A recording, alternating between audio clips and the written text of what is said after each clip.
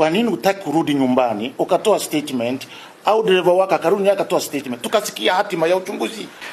Kama ningekufa na dereva wangu angekufa, kusingekuwa na uchunguzi. Kama angekufa, akufa sasa.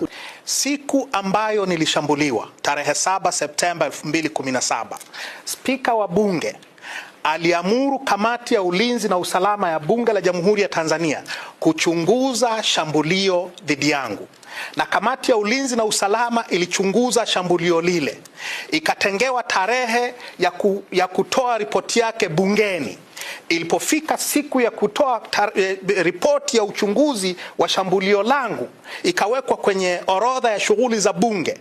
Baadaye kidogo ikaondolewa, na ripoti ya uchunguzi ya Bunge la Jamhuri ya Muungano wa Tanzania haijatolewa mpaka leo. Kwa sio kwamba uchunguzi haujafanyika, uchunguzi umefanyika, lakini umezimwa. Kwani usione nyumbani ukatoa maelezo yako ya polisi kawatia polisi? Jeshi la polisi la Tanzania, la nchi yangu, halijahoji mtu yeyote, sio majirani zangu, sio mimi mwenyewe. Walisema wangekuja Nairobi, hawakuja. Polisi wanachunguza, yeye anasema wamemchunguza, wamemhoji nani? Wamemhoji nani? Hataki kutoa taarifa. Kwani anapaswa kuambia wewe? Anatakiwa atoe hadharani. Mbunge amepigwa risasi katikati ya vipindi vya bunge, polisi hawajatoa ripoti hata kidogo. Huo ni ukaidi wa kutoa ushirikiano. Sasa ushirikiano huo, tuna sheria.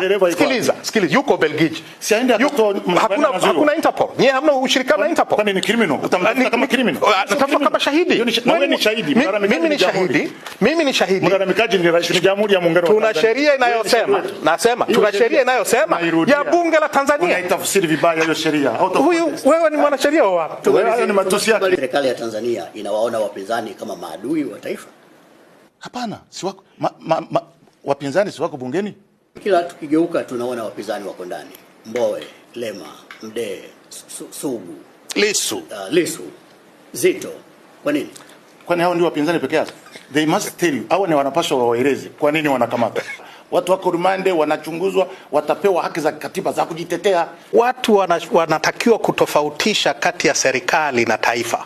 Na serikali inatakiwa kuongozwa na katiba. Na katiba yetu imeweka mipaka ya mamlaka. Sasa, na imesema tuna haki, sisi raia, sisi ambao ndio taifa, tuna haki ya kuwakosoa viongozi wetu, tuna haki ya kuwaondoa madarakani ikibidi.